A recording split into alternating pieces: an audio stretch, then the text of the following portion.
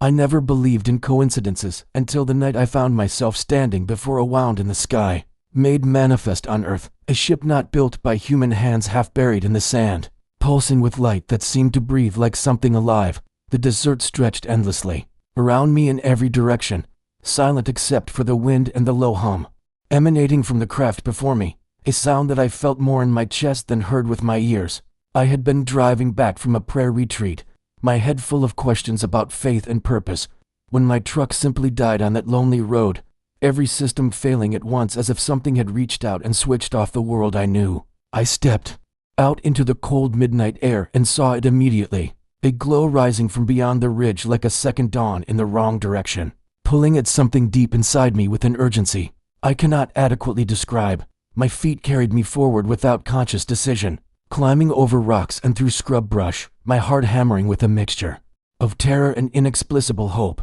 When I crested that ridge and saw the ship itself, partially embedded in the earth and radiating colors I have no names for, I fell to my knees not in fear, but in overwhelming recognition that my life had just been divided into before and after this moment. The craft was smooth and crystalline, reflecting starlight, in patterns that seemed intentional, almost like writing, and I understood instinctively that I was looking at something sacred, something that had traveled unimaginable distances to be here now. I should have run, should have called someone, should have done anything other than what I did, but instead I walked forward with trembling legs toward the source of that ethereal light. Then I heard it, a voice that was not a voice, words that formed directly in my mind without passing through my ears, weak and desperate and achingly gentle all at once. "Please," it said, "I need your help." The opening in the ship's hull became visible as I approached, not torn or damaged but dilated like a pupil adjusting to darkness, revealing an interior that glowed with soft bioluminescent light the color of deep ocean water. I hesitated at the threshold, every rational part of my brain screaming warnings, while something deeper, something I can only describe as my soul, urged me forward into the unknown. The voice came again, weaker this time, guiding me with patience and something that felt like gratitude, directing me through passages that curved in ways that defied the external dimensions of the craft I had seen from outside. The air inside was warm and smelled faintly of ozone and something else, something clean and ancient like wind over mountain peaks untouched by human feet. I found him in a chamber at what I sensed was the heart of the ship, and when my eyes finally adjusted enough to perceive him fully, I wept without understanding why. He was lying on a surface that conformed to his form, and his body was both utterly alien and somehow familiar, luminous and fragile, with eyes that held depths of intelligence and compassion that made me feel seen in a way I had never experienced. His skin, if I can call it that, shimmered with patterns of light that flickered irregularly, and I knew instinctively that he was dying, that whatever power sustained him was failing. "You were sent," he told me telepathically, his thoughts touching mine with gentleness, "or perhaps you sent yourself before you were born, knowing this moment would come." He gestured weakly toward a crystalline device mounted on the wall, fractured and dark, its geometric beauty marred by a crack that ran through its center like a fatal wound. "This is my heart," he explained, "the heart of this vessel, and without it, I cannot return home, cannot complete what I came to do." I moved toward the device without conscious thought, my hands reaching out to touch its surface, and the moment my fingers made contact, warmth flooded through my palms and up my arms, carrying with it knowledge I had never learned. I saw how the crystals aligned, understood the harmonics that flowed through them, perceived the subtle energies that were meant to pulse through channels now disrupted by damage I could not explain. My hands began to move with confidence I did not possess, guided by instincts that rose from somewhere beyond my conscious mind, as if I was remembering rather than discovering what needed to be done. I found tools nearby, instruments whose purpose I should not have understood but somehow did, and I began the delicate work of realignment and repair, my fingers steady despite the trembling in my soul. The alien watched me with those impossibly deep eyes, and I felt his consciousness touching the edges of mine, not invasive but supportive, like a teacher standing beside a student who is finally grasping a profound truth. Time became meaningless in that space as I worked, minutes or hours passing unmarked, my entire existence narrowed to the task of healing this crystalline heart. When the final adjustment locked into place, light bloomed through the device like dawn breaking, patterns cascading through its structure, and the entire ship seemed to exhale in relief around us. The alien's form brightened immediately, his light growing stronger, more stable, and I felt his gratitude wash over me in waves that brought fresh tears to my eyes. "You have saved more than just my life," he communicated, his strength returning with each passing moment. "You have preserved a mission that has unfolded across millennia, a witness that must be shared." He rose then, his movements becoming fluid and graceful, and he extended what I can only describe as a hand toward me, though it bore little resemblance to human anatomy. "You have questions," he said, not asking but stating with certainty. "Questions about purpose and meaning, about whether your faith is justified or merely comfortable fiction." I nodded, unable to speak aloud, my voice trapped somewhere beneath the weight of what I was experiencing. He turned toward a section of the wall that suddenly became transparent, revealing the vast desert outside and the stars beyond in crystalline clarity that made them seem close enough to touch. Then the view shifted, pulled back, and I was looking at Earth from space, our blue jewel hanging in the void, so beautiful and fragile it made my chest ache. "Tell me," he asked gently, his thoughts wrapping around mine with genuine curiosity. "What do you believe about this world? About yourself? About where you came from and why you are here?" I opened my mouth to answer with the pat responses I had learned in Sunday school, the doctrines I had studied and debated, but what came out instead was raw honesty. "I believe we are meant to be more than we are," I whispered. "I believe we are loved by something greater than we can comprehend, but I do not understand why or how or what it all means." The alien's presence seemed to smile, though his features did not change, and in that moment, I knew my education was about to begin. The alien moved closer to me, his luminescence casting shadows that seemed to defy the laws of light I had always known, and with a gesture that was both casual and profound, he swept his hand before us and the transparent wall became something else entirely, a window not into space but into time itself. "You ask what you are meant to be," he said, his telepathic voice resonating with harmonics that made my bones hum with recognition. "But you cannot understand your purpose without first knowing your design, without seeing the architecture of love that holds every atom of your being together." The vision shifted and I was no longer looking at Earth from orbit but diving into it, plunging through atmosphere and cloud until I could see the intricate web of life covering the planet's surface, cities and forests and oceans, all pulsing with an energy I had never perceived before. But it was not mere biological energy I was witnessing, it was something far deeper, threads of golden light, connecting every living thing in patterns of breathtaking complexity and intentionality. "This is what your scientists cannot measure," the alien explained gently, "the substrate of consciousness itself, the divine field that your ancient texts called the breath of God, woven into the very fabric of reality." I watched in stunned silence as the view zoomed further, into a single human being walking down a crowded street, then into the cells of that person's body, then deeper still into the quantum spaces where matter dissolved into waves of probability and intention. "Here,"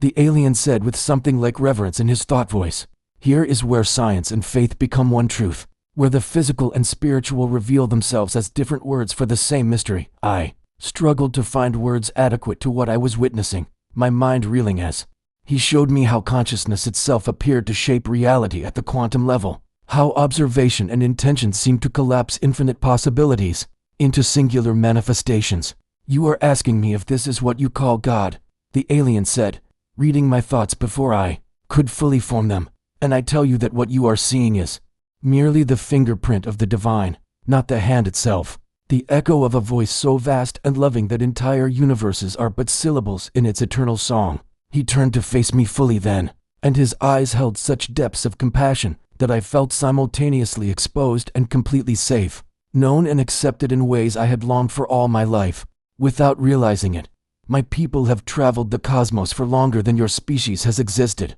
he continued, his words measured and weighted with the gravity of ages. "And everywhere we have gone, we have found this same signature, this same intentional design, this same love expressed in infinite variations across countless worlds." I felt my knees weaken as the implications crashed over me. The recognition that we were not alone, that we had never been alone, that the universe itself was a cathedral built by hands we could barely conceive. "But Earth," he said, and his tone shifted into something that can only be described as awe, "Earth holds a unique place in the cosmic story, because here, the divine did something unprecedented, something that sent shockwaves through dimensions you cannot yet perceive." He showed me then what his people had witnessed across the millennia of human history, not as detached observers, but as students themselves. Learning from what was unfolding on our small blue world, I saw ancient humans looking up at stars with wonder, developing language and art and the first stirrings of religion, reaching toward transcendence with everything they had. I saw civilizations rise and fall, prophets and mystics appearing across cultures, each one carrying pieces of a greater puzzle that was slowly assembling itself across generations. We watched as your ancestors groped toward truth in darkness, the alien explained, his thoughts tinged with profound respect, developing rituals and sacrifices, laws and temples, all of them approximations of a relationship they sensed but could not fully grasp. The visions flowed faster now, showing me moments from every major religion, shamans and monks, rabbis and imams, all of them touching different facets of the same infinite diamond. And we wondered, he continued softly, how the creative force behind all existence would ultimately reveal itself fully to a species so young, so violent, and yet so remarkably capable of love. Then the vision froze on a specific moment in time, a small region of Earth under Roman occupation, an insignificant corner of the world by the standards of that era's great empires. And then, the alien said, his presence seeming to hold its breath, then came Jesus, and everything changed, not just for your world but for all of creation. I felt electricity run through my entire body at the mention of that name, spoken with such reverence by this being from beyond the stars, confirming in an instant that my faith had not been misplaced, that the story I had believed since childhood was not merely mythology, but history observed by witnesses who had crossed the void to see it unfold. You have been taught that Jesus was the Son of God, the alien said gently, and this is true, but the fullness of what that means is so much greater than the limited frameworks your theologies have constructed around it. He gestured again, and the vision zoomed to that ancient land, focusing on a specific night when the sky blazed with celestial phenomena that would be recorded in multiple cultures across your world. We were there, he said simply, and the weight of those 3 words pressed against my chest like a physical force. We were among those who followed a star that was not a star, who came to witness the moment when the infinite chose to experience limitation, when the creator of all things entered his own creation not as a conquering king but as a vulnerable child. I wept openly then, unable to contain the torrent of emotions flooding through me, the confirmation and expansion of everything I had hoped was true, the revelation that heaven had indeed touched earth and that the cosmos itself had leaned into. Watch it happen, come, the alien said, his thought voice infinitely tender. Let me show you what we saw. Let me share with you the testimony we have carried across the stars, waiting for the day when your species would be ready to receive it. The vision materialized around me with such totality that I no longer felt like an observer, but a participant, standing in that ancient stable on the night that divided history itself into before and after. And I could smell the hay and animal warmth, could hear the labored breathing of a young woman in the final stages of childbirth, could sense the nervous energy of her husband as he tried to make her comfortable in circumstances far from what he had hoped for her. Above us, though the rough wooden roof should have blocked any view, I somehow perceived the sky blazing with celestial fire, a convergence of heavenly bodies that defied natural orbital mechanics, stars moving with intention rather than gravitational law, and among them, suspended in ways that made my modern understanding of physics weep in confusion, were vessels of light that I now recognized as ships like the one I had discovered in the desert. We came from many worlds, the alien's voice whispered through my consciousness, not breaking the sacred atmosphere of the moment, but enhancing it, adding layers of meaning I could barely process, called by the same force that drew the shepherds from their fields and the magi from their distant lands, summoned by a gravity that had nothing to do with mass and everything to do with love made manifest. I watched through tears as the child was born, as that first cry split the night air, and I felt rather than saw the shockwave that pulsed outward from that tiny body, a wave of pure creative energy that rippled through dimensions I could not name, announcing to all of creation that the game had changed, that the rules of separation between creator and created were being rewritten in real time. The alien presence beside me seemed to be kneeling, though he had no physical form in this vision space, his reverence palpable and profound as he witnessed again what he had seen millennia ago, and I understood that for all his advanced knowledge and cosmic perspective, he too was humbled by this moment, by the incomprehensible condescension of the divine, choosing limitation and vulnerability as the doorway to ultimate victory. Do you understand what you are seeing? He asked me gently as the scene continued to unfold. As I watched the visitors arrive bearing gifts that were themselves symbols of deeper truths: gold for kingship, frankincense for deity, myrrh for mortality and sacrifice, each element pointing toward the impossible paradox of who this child truly was. This was not merely a birth but an invasion, the alien explained, his words chosen carefully to convey meaning across the vast difference in our perspectives. The infinite breaching the finite, the eternal entering time, the author stepping into his own story to ensure it would have the ending that love required. I struggled to articulate the questions exploding in my mind, the desperate need to understand how this could be. How the God who spoke galaxies into existence could be contained in a body small enough to hold in human arms. How omnipotence could accept helplessness. How invulnerability could embrace mortality. With all its pain and limitation, the alien seemed to sense my mental turmoil, and the vision shifted, zooming out to show me Earth from space again. But this time I could see it differently, could perceive the spiritual architecture underlying physical reality, could witness how that one small life in that insignificant town was actually the central axis around which all of cosmic history was rotating. Your theologians speak of incarnation, he continued, his thought voice carrying harmonics of wonder that transcended species or origin, but they often miss the sheer audacity of it, the breathtaking courage it required for the ground of all being to surrender the advantages of transcendence and accept the constraints of space and time and flesh. I saw then what he meant, saw how Jesus as a child would learn to walk and talk like any human baby, would skin his knees and feel hunger and no weariness, would experience every limitation that makes human existence both beautiful and terrible. And the magnitude of that sacrifice pressed against my soul with force enough to break me open completely. But why? I finally managed to force the question through my overwhelmed mind, my voice sounding strange and small in this space between spaces where the vision held me suspended, between past and present. Why would God do this? Why not simply declare forgiveness from heaven? Why not just wave a hand and fix everything that's broken? The alien turned to me with an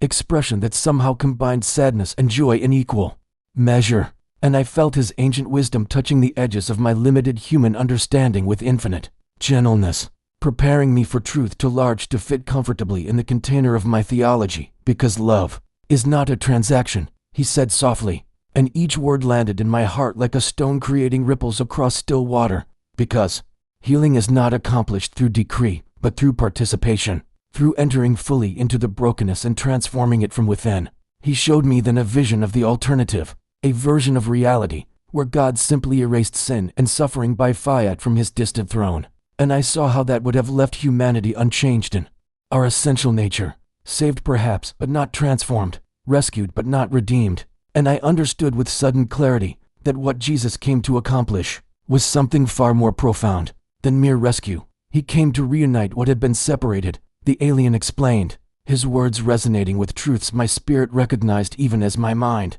struggled to articulate them, to bridge the chasm between divine and human, not by building a ladder from heaven to earth, but by becoming the ladder himself, by joining both natures in one person and thus opening a pathway that could never again be closed. I watched as the vision fast-forwarded through years and seconds, showing me Jesus as he grew in wisdom and stature, learning carpentry from Joseph, studying scripture with the rabbis, praying in the hours before dawn, preparing himself for a mission that had been planned before the foundation of the world was laid. And I wept at the beauty and terrible purpose of it all. You are beginning to understand, the alien said with something like satisfaction warming his telepathic tone. And he brought me back to the present moment, back to the interior of his ship with its impossible geometries and pulsing lights. Though I felt fundamentally changed by what I had witnessed, marked somehow by exposure to that sacred night, Jesus was not plan B. He continued, his presence radiating a certainty that dissolved my doubts like morning mist before the sun.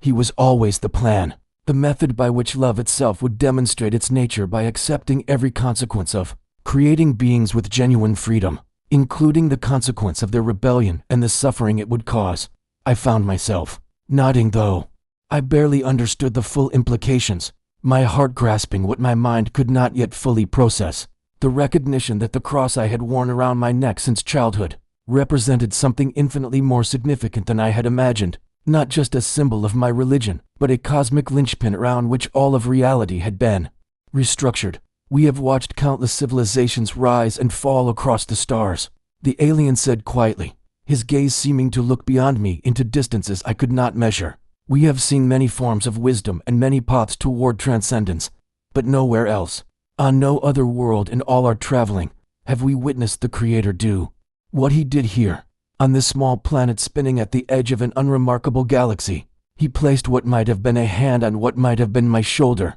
the gesture transcending physical touch to convey solidarity and shared wonder, and I felt the weight of being human settle on me differently than before. No longer a limitation but a strange and unexpected honor, the species chosen to host the divine, the people through whom love learned to speak in human syllables and walk on human feet, and ultimately die a human death, so that human life could be transformed into something eternal. The alien's form seemed to solidify before me, becoming more defined as if my growing understanding allowed me to perceive him more clearly, and his eyes, those impossible depths that held starlight and something beyond starlight, fixed on me with an intensity that felt like being seen for the first time in my entire life, truly seen, not just my body or my thoughts, but the eternal part of me that existed before birth and would continue after death. You wonder why I am here, why I have chosen to reveal these things to you, he said, his telepathic voice no longer strange but familiar,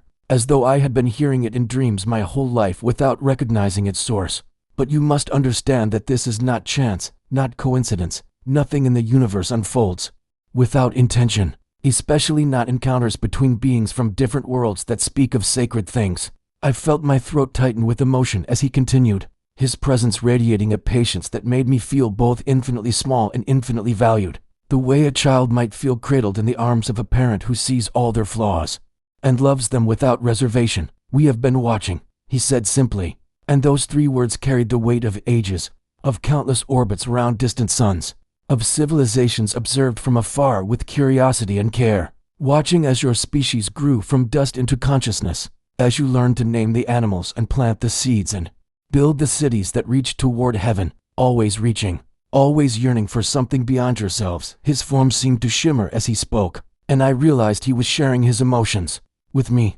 allowing me to feel the complex mixture of admiration and sorrow, hope and concern, that defined his species' long relationship with humanity. Your philosophers debate whether you are alone in the cosmos, he continued, moving closer to me with movements that suggested walking but somehow transcended mere locomotion. They scan the heavens with their telescopes and their radio rays, searching for signals, for proof that intelligence exists beyond your atmosphere, and they feel the silence pressing against them like a weight, creating in some the despair of cosmic isolation. I nodded, remembering documentaries I had watched, articles I had read, the famous question about where all the aliens were hiding in a universe so vast and old, and I felt the irony of this moment wash over me, that here I stood in the presence of exactly what humanity claimed to seek while he prepared to tell me truths most would reject even if broadcast from every television and computer screen simultaneously. But we have been here, he said with gentle emphasis, his words carving truth into my consciousness with indelible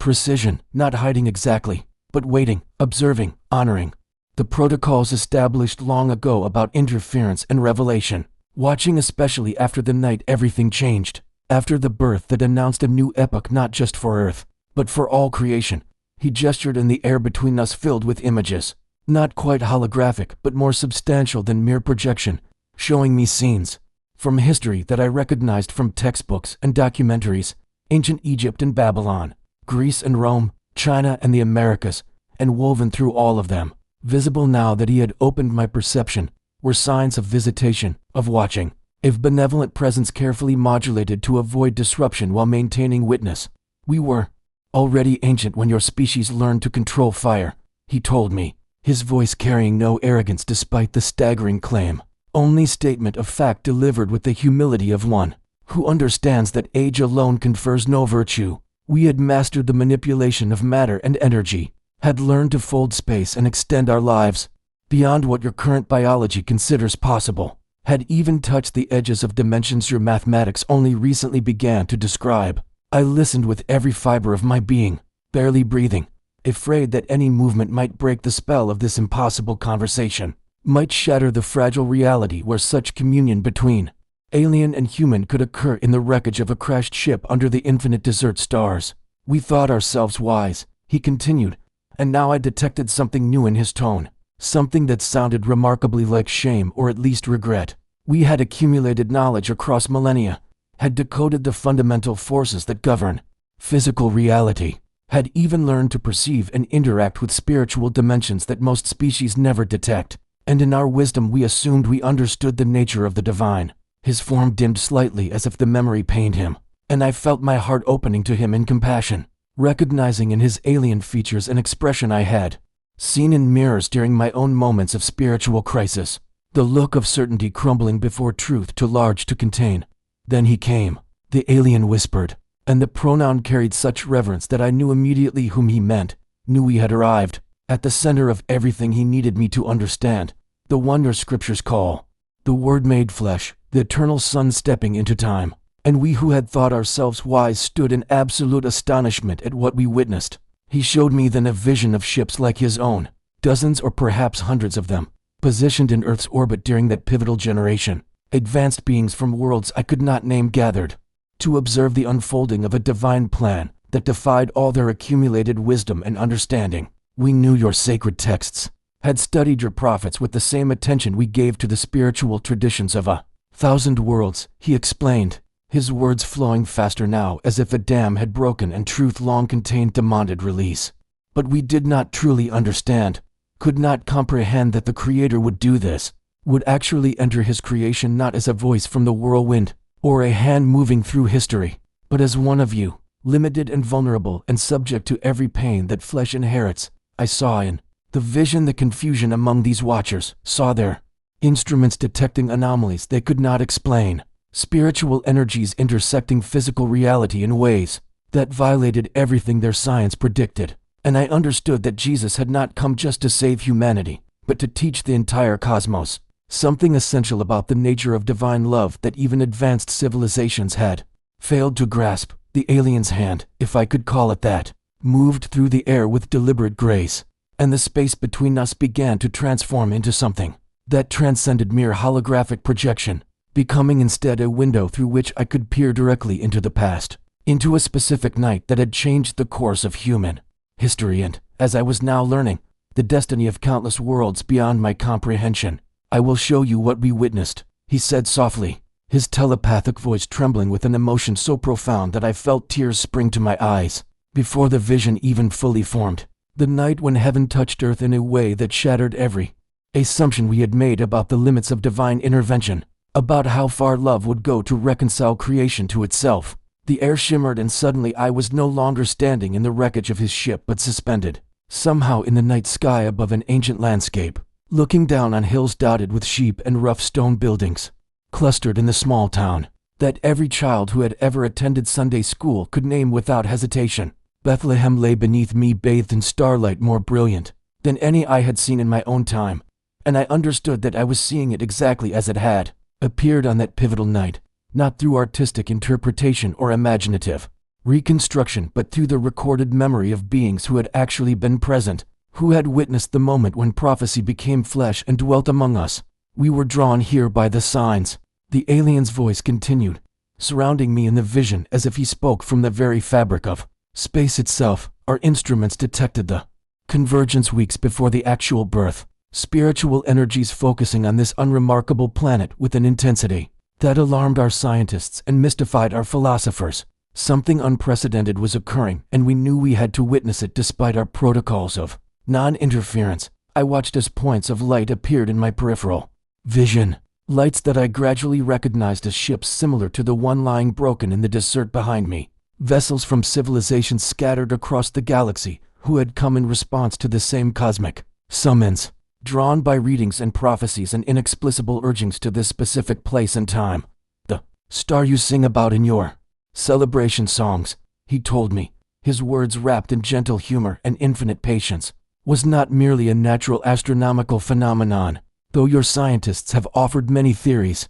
about comets and planetary conjunctions, attempting to explain away the miraculous with the mundane as is their habit. He showed me then what the star truly was, and I gasped as I perceived a convergence of dimensional energies creating a visible beacon in the physical sky, a marker placed by intention divine and cosmic to ensure that those who needed to find the Christ child, both human and otherwise, would be guided unerringly to the appointed location. The vision descended then, bringing me down, through layers of atmosphere that seemed to sing with anticipation, past clouds that glowed with reflected glory, toward the humble structure where history pivoted and the birth of a single infant, to a mother whose faith had made her vessel for the impossible. And I wept openly now because I could feel what the alien and his companions had felt that night, the overwhelming sense of witnessing something so far beyond their understanding that all their accumulated knowledge became as nothing before the simple fact of God made vulnerable,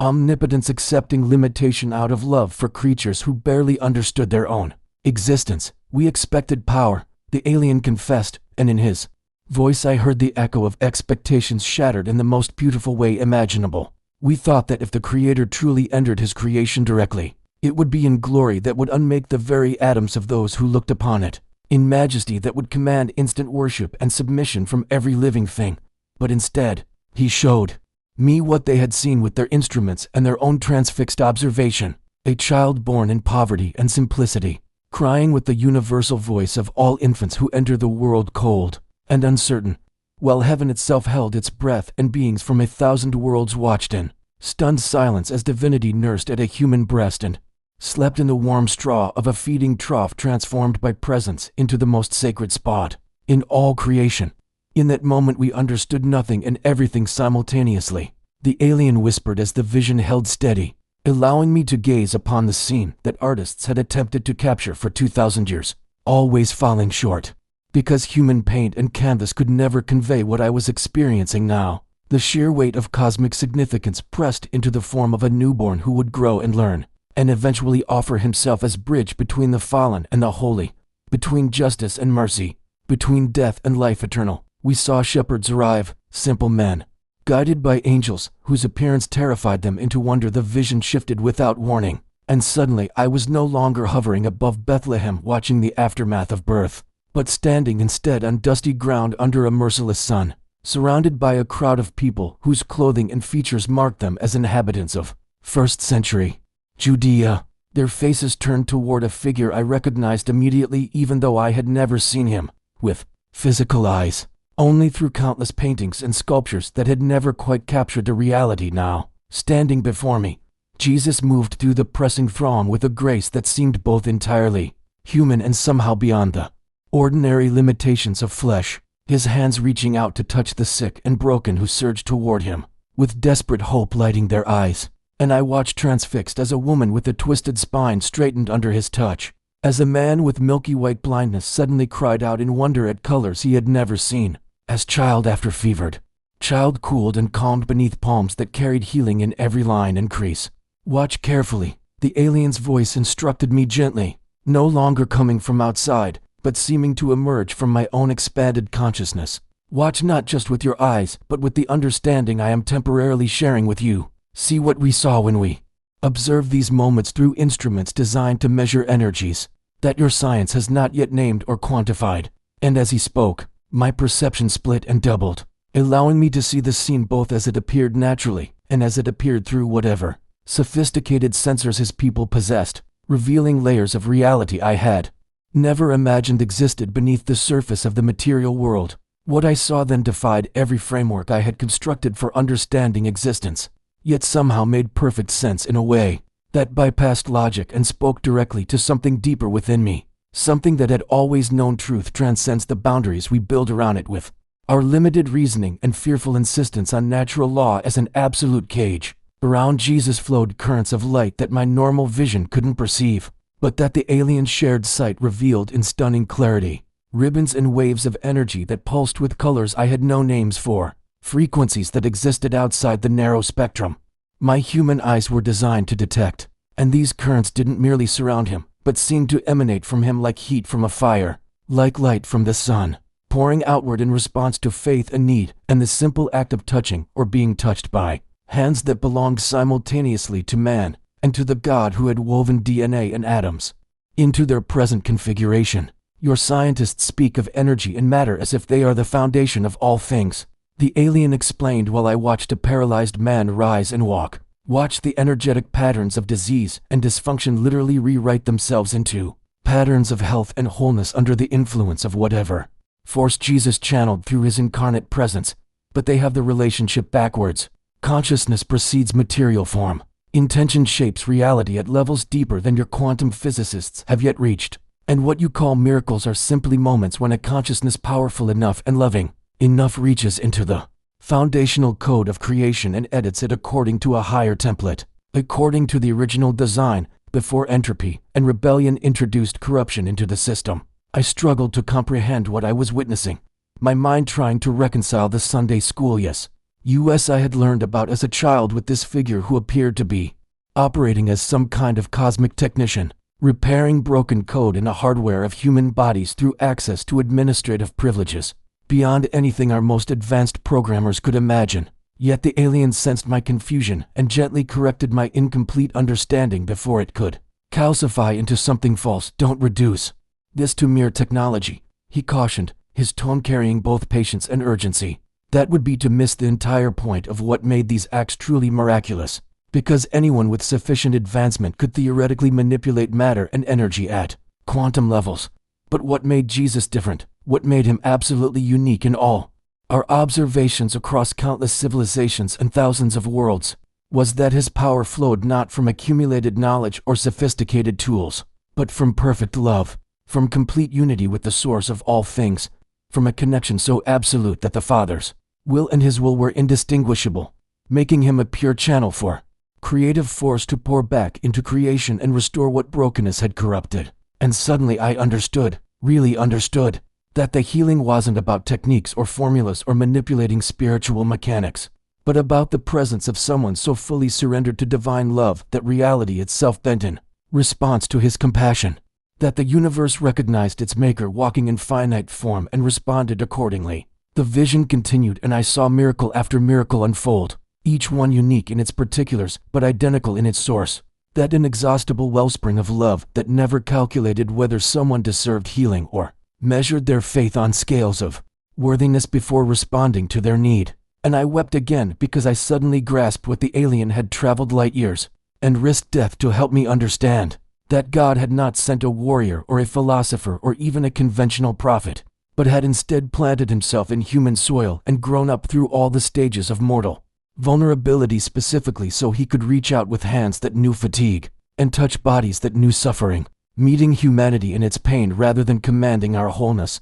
from some untouchable throne in distant heaven. This is what we reported back to our people, the alien told me as the vision began to fade, returning me gradually to the present moment in the wreckage of his ship, that we had witnessed the infinite make itself finite, that we had seen love become flesh and dwell among those he loved, and that the healing of broken bodies was merely the visible sign of something far greater. The healing of the broken relationship between creator and creation, the repair of a connection severed by choices made in freedom and restored by sacrifice made in love. And nothing in all our exploration of the cosmos had prepared us for the beauty and the terror and the overwhelming rightness of what we witnessed in those 3 years of public ministry. I thought I had reached the limit of what my mind could absorb, that surely the visions of Christ's ministry and the revelation of miracles, as expressions of perfect love channeled through willing flesh, represented the culmination of what this dying alien had risked everything to show me. But I was wrong because his eyes,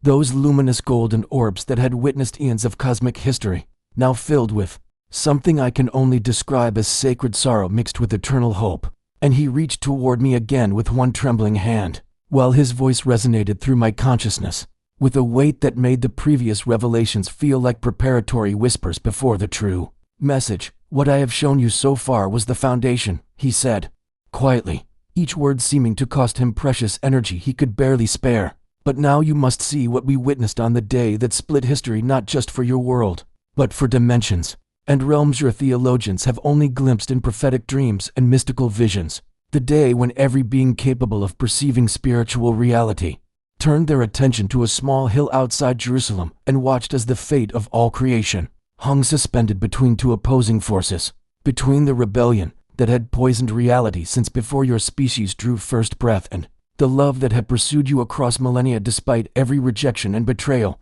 And before I could prepare myself, before I could build any mental defenses against what was coming, the ship around us dissolved once more, and I found myself transported to a moment I had heard about in countless sermons, but had never truly understood, standing on rough ground beneath a darkening sky while 3 crosses stood silhouetted against clouds that roiled with unnatural fury. The scene was smaller and more brutal than any artistic rendering had prepared me for. The reality of Roman execution stripped of the sanitized distance that stained glass and Renaissance paintings had imposed between modern believers and the actual horror of state-sanctioned torture. And I wanted to look away from the figure hanging on the central cross, from the blood and the labored breathing and the flies that gathered wherever fluid dripped onto wood and stone. But the alien's presence steadied me, and I understood somehow that looking away now would be to dishonor the very suffering that had been undertaken specifically so I wouldn't have to bear it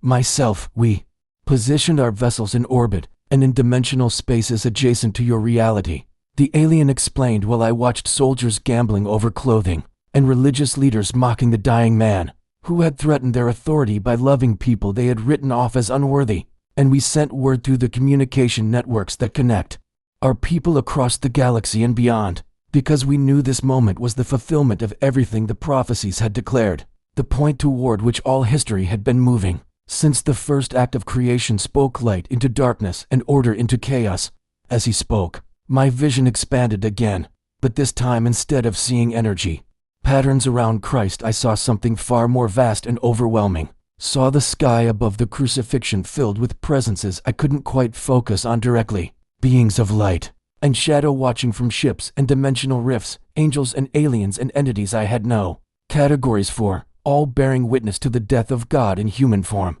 The sheer scale of the audience staggered me. Row upon row of observers stretching back through layers of reality I hadn't known existed. And I realized with a shock that ran through every particle of my being that this execution, this seemingly local event, carried out by a minor provincial government in a backwater region of an ancient empire, was simultaneously the most watched moment in the history of the universe. That beings from worlds I couldn't imagine and dimensions my mind couldn't map had all turned their attention to this singular point in space and time because somehow they understood what most of the humans present didn't, that the blood soaking into dirt beneath that middle cross was purchasing redemption not just for one rebellious planet, but for all of creation, for every realm that had been touched by the corruption that began when the brightest angel chose pride over worship and shattered the perfect unity that had existed before choice became weaponized against love. Your scriptures say that creation itself groaned as if in childbirth, the alien continued,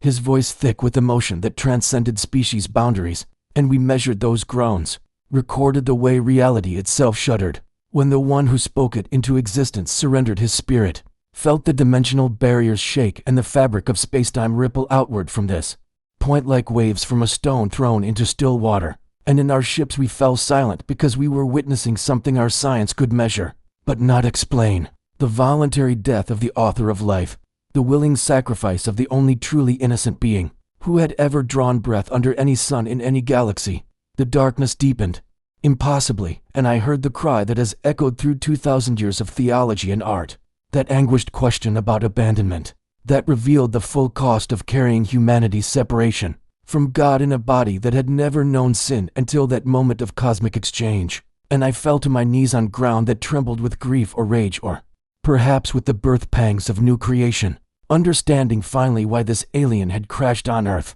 why he had waited decades for someone to find him, why he was spending his last reserves of strength to show me these visions rather than simply trying to save his own life, because he had witnessed the central truth of existence played out on wooden beams and driven home with iron spikes, had seen the God who created quarks and galaxies submit to murder by his own creatures specifically, so those creatures could be forgiven for the rebellion that had separated them from their source, and having seen that incomprehensible love demonstrated at such cost, he could not die without passing the testimony to someone who might finally understand that salvation was never meant to be reduced to religious obligation or cultural tradition, but was instead the universe's desperate rescue mission, the Creator's refusal to abandon the creation he loved even when that love required his own blood to seal the new covenant and bridge the infinite. gap between holy perfection and fallen humanity. I thought the crucifixion was the end of what I could witness, that surely no revelation could surpass the cosmic horror and holy beauty of God dying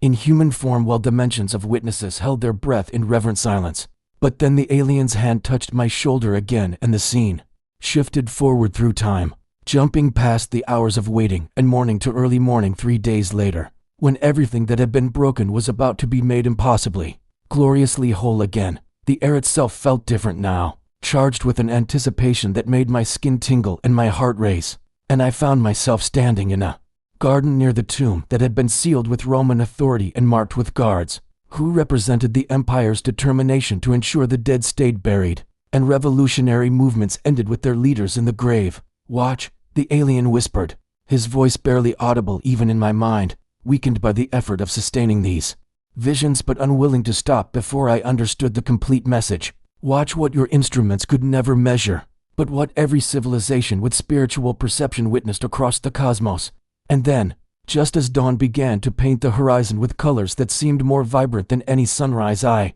had seen in my ordinary life, something happened inside that sealed tomb, something that sent a shockwave through reality itself. The alien's perception expanded my vision again, and I saw what I can only describe as an explosion of light that began at the molecular level inside the dead body that had been wrapped in burial cloths and laid on cold stone, cells that had ceased functioning suddenly blazing with energy that violated every law of thermodynamics and biology I had ever learned, death itself reversing not through gradual resuscitation, but through an instantaneous transformation that rewrote the rules governing matter and spirit in one reality-shattering moment. "We measured it," the alien said, his voice gaining strength from the memory as if the recorded data from that morning still carried power to sustain those who had witnessed it. Every ship, every monitoring station, every being with instruments sensitive enough to detect shifts in dimensional energy registered the moment when Christ's body did not simply return to life, but transcended the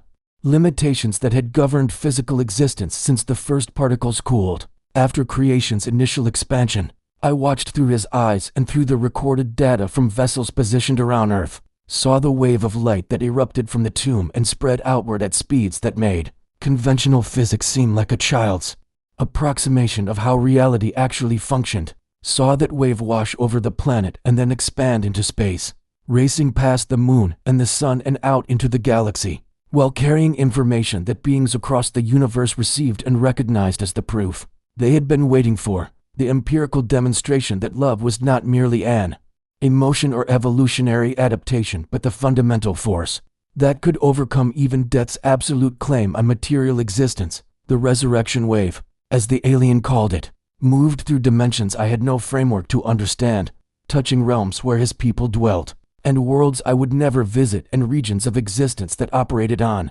principles completely foreign to human experience. And everywhere that wave reached, beings responded with wonder and worship because they understood what it meant, that the Creator had not only died with his creation, but had conquered death itself and in doing so had opened a pathway that had been closed since the first rebellion introduced corruption into the perfect system. Your theologians speak of Jesus as the firstborn from the dead, the first fruits of resurrection, the alien explained while I watched the light spread through star systems and nebulae, touching planets where his species had built civilizations and empty voids where other forms of consciousness drifted in patterns I couldn't comprehend. And this is literally true across more dimensions than your language has words to describe, because that morning did not simply reverse one execution or restore one life. It fundamentally altered the relationship between spirit and matter, proving that physical death was never meant to be the end, but only a transition, and that love expressed through perfect sacrifice could rewrite the operating code of existence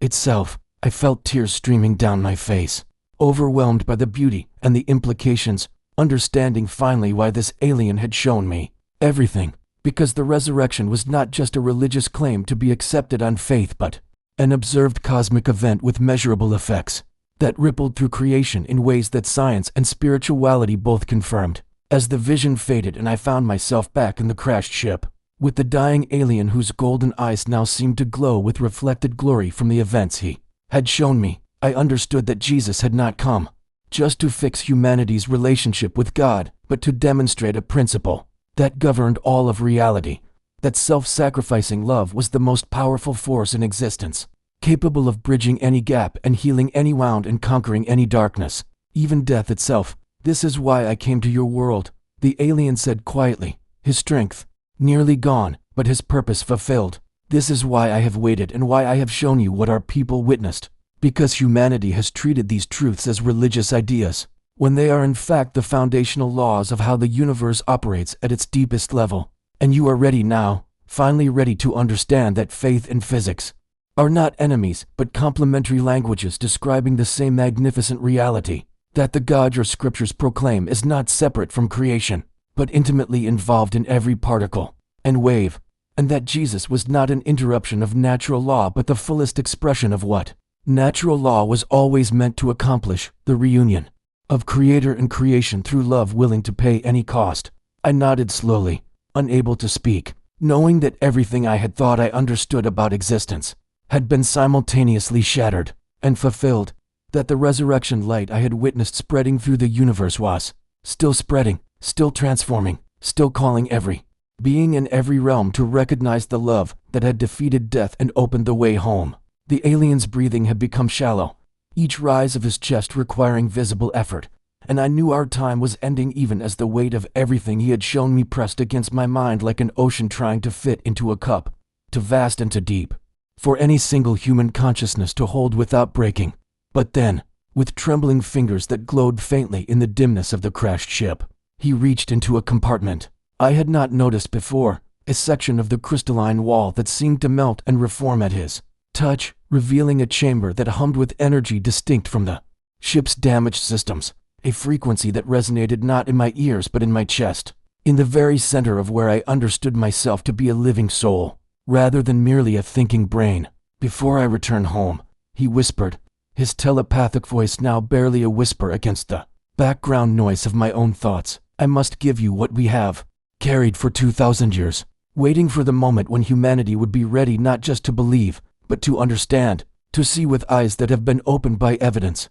and wonder rather than closed by certainty or doubt." From the chamber he withdrew an object that seemed impossibly mundane and transcendently beautiful at once, a sphere, perhaps the size of an orange that appeared to be made of crystal or glass, but which shifted colors as it caught the light, moving through spectrum shades that had no names in any human language, pulsing gently with an internal rhythm that matched my heartbeat and then seemed to guide it, slowing my racing pulse into something calmer and more centered. "This contains a message," the alien said, pressing the sphere into my hands where it felt neither hot nor cold, but perfectly matched to my body temperature, as if it had been waiting specifically for my touch, for this exact moment across all the centuries of its careful preservation, a message that Jesus himself encoded before his ascension, intended for the time when Earth would begin to reach beyond its atmosphere and start asking the questions that would make this truth receivable rather than incomprehensible. I held the sphere with trembling hands,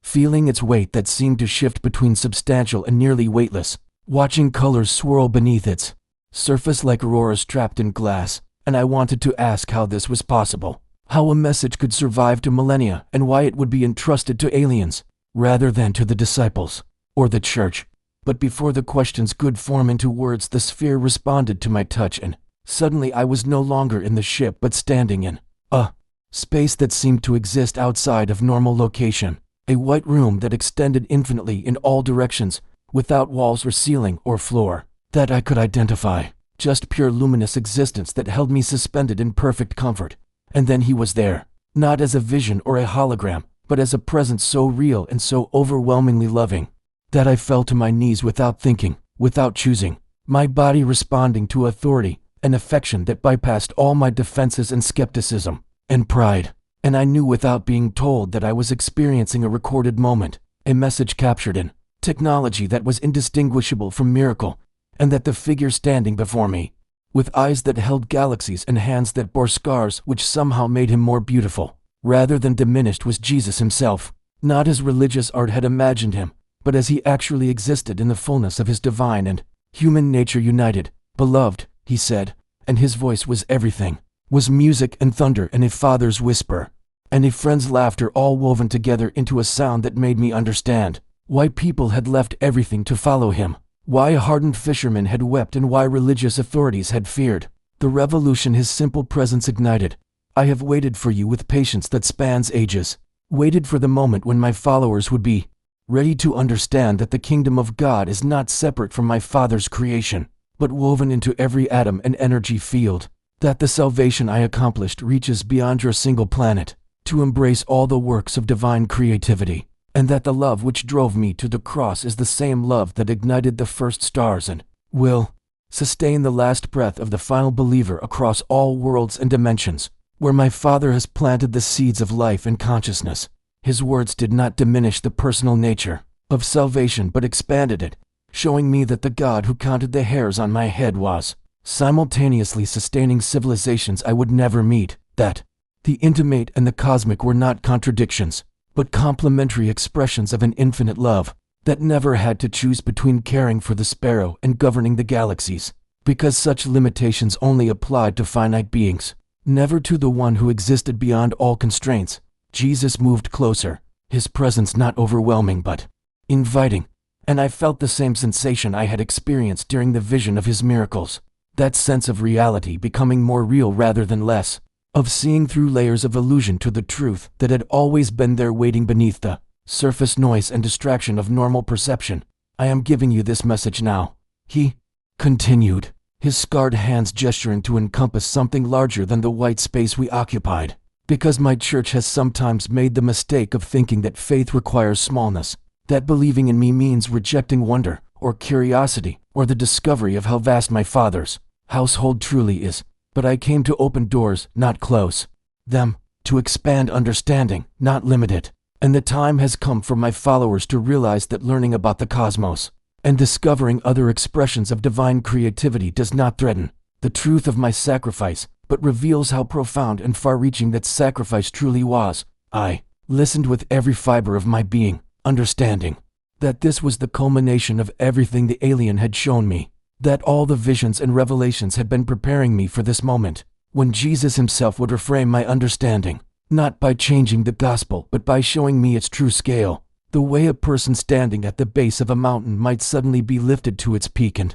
realize the vista they thought they comprehended was only the smallest fraction of the actual landscape. Tell them, Jesus said, his eyes meeting mine with an intensity of love that made me want to weep and laugh and worship all at once. Tell my beloved followers that I am bigger than they have dared to imagine, but closer than they have dared to hope, that the universe they are beginning to explore is not empty of my presence, but full of my fingerprints, and that every discovery they make about the majesty of creation is an invitation to know me more deeply, not a challenge to trust me less faithfully, because the God who became human in a stable and died on a Roman cross is the same God who spoke galaxies into motion and who loves every conscious being in every realm, with the same fierce devotion that brought me to earth for them. The white space began to fade, Jesus' form becoming translucent as the recorded message approached its end, but his final words remained clear and sharp, cutting through my confusion and fear about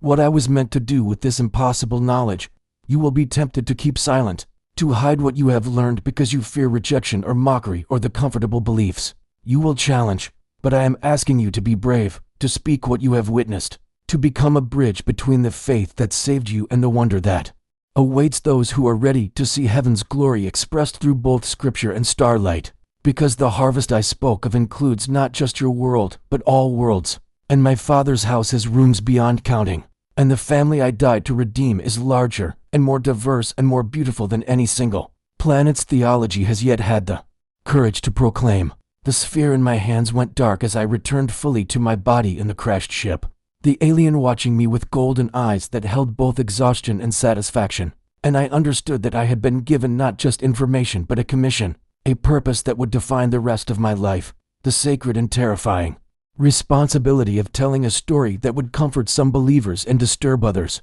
but which carried the unmistakable ring of truth that comes only from genuine encounter with the divine presence that created all things and sustains all things and is working through all things to accomplish a redemption as vast as creation itself. The alien's ship began to hum with renewed energy, the crystalline surfaces glowing brighter as his repairs took hold, and the vessel prepared for a journey I could not follow. and I stood there in the cold desert night clutching the sphere that contained Jesus' message, while my mind raced through 1,000 scenarios of what would happen when I walked back into my ordinary life carrying extraordinary truth that would mark me as either a prophet or a madman depending on who chose to listen. He rose slowly, his luminous form regaining some of its earlier strength, and placed one long-fingered hand on my shoulder with a touch that was feather-light but somehow conveyed the weight of ages, of countless moments when his kind had watched humanity struggle and grow and reach toward the stars. With fumbling determination, "You are afraid," he said gently, his telepathic voice warm with understanding rather than judgment. "Afraid that speaking will cost you everything you have built, your reputation and relationships and the comfortable certainty of a life lived within boundaries that everyone recognizes and respects. But I tell you what we have learned across millennia of watching your kind, that every prophet and pioneer and truth teller has stood exactly where you stand now, trembling at the edge of a decision that will define not just their own existence but ripple outward to touch souls they will never meet in times they will never see." I felt tears streaming down my face, not from sadness but from the overwhelming recognition that my life had been building toward this moment, that every question I had ever asked about faith and science, every night I had spent staring at stars wondering if God's love could really be as infinite as the universe itself, had been preparation for carrying a message that would challenge and expand and ultimately deepen the faith of those brave enough to receive it. The alien moved toward his ship, his form beginning to shimmer as if he were already half departed, existing partially in my reality and partially in whatever dimension he would travel through to reach his distant home. But he paused at the threshold and turned back to me with golden eyes that held something I can only describe as holy confidence, the kind of assurance that comes from having witnessed God's faithfulness across centuries and civilizations. "When you doubt whether to speak," he said, his voice growing fainter as the ship's energy built toward departure, "remember what you saw in the visions. Remember that the God who created all things is not threatened by the vastness of creation, but glorified by it, and that every word you speak about the cosmic scope of divine love will plant seeds in hearts that have been waiting without knowing what they were waiting for. People who love Jesus, but who have secretly wondered if their faith was big enough to embrace both their Savior and the universe he spoke into existence." The ship lifted slowly from the desert floor, sand swirling in patterns that looked almost like script in an ancient language, and I raised my hand in farewell to a being who had traveled unfathomable distances to give me a gift I had not known I needed, the gift of understanding that God's story was larger and more inclusive, and more magnificent than any single tradition had yet dared to proclaim. As the vessel accelerated upward, becoming a point of light that merged with the stars until I could no longer distinguish it from the cosmic backdrop, I felt something shift inside my chest, a releasing of old fears and a settling of new purpose, the peaceful certainty that comes when you finally understand what you were created to do, even if the path ahead looks lonely and difficult and unlike anything you had imagined for yourself. I walked back through the desert, toward my vehicle, the sphere pulsing gently in my hands like a second heartbeat, and with each step I felt the weight of normal life trying to reassert itself, the voice of practicality whispering that I could simply bury this experience, tell no one, keep the message hidden and avoid all the conflict and controversy that would surely come from speaking about aliens and cosmic Christianity and a Jesus whose salvation encompassed worlds I would never visit. But every time those thoughts grew loud, I would feel the sphere grow warmer in my grip, and I would remember standing in that white space, hearing Jesus say my faith was meant to be expansive rather than restrictive, that discovery and devotion were not enemies but dance partners in the great waltz of coming to know an infinite God more fully. I thought about my church, about friends who would struggle with this revelation, about family members who might think I had lost my mind or been deceived by demons, and I felt genuine grief for the relationships that might not survive my obedience to this calling. But I also felt a deeper grief at the thought of staying silent, of letting fear determine my choices and allowing this message that could liberate so many seeking hearts to remain hidden because I lacked the courage to become the bridge Jesus had asked me to be.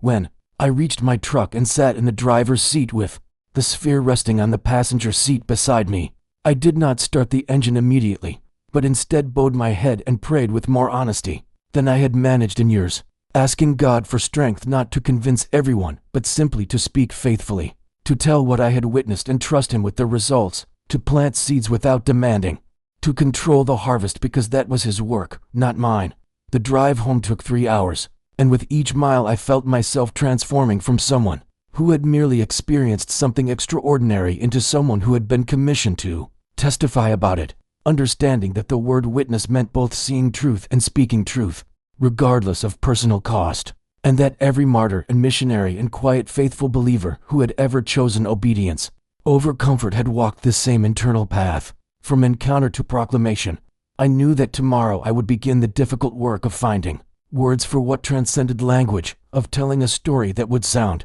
impossible to some and heretical to others, but which would resonate in the hearts of those who had always sensed that God's love was wilder and wider than our neat theological boxes could contain. The sphere sat silent beside me, but I could feel its presence like a promise, a reminder that I was not alone in this calling, that the same Jesus who had walked dusty roads in Galilee and who had hung between heaven and earth on a Roman cross was also the cosmic Christ whose resurrection had sent shockwaves through dimensions I could not perceive, and that his Spirit would give me the words when I needed them, the courage when I faltered, and the peace that surpasses understanding when the world responded with the rejection he had promised would come to those who spoke truth, that challenged comfortable illusions as dawn broke over the horizon, painting the sky in colors that reminded me of the sphere's impossible hues. I felt not fear but anticipation, not dread but joy, because I finally understood that faith was never meant to make us smaller but to expand us into the full measure of beings created in the image of a God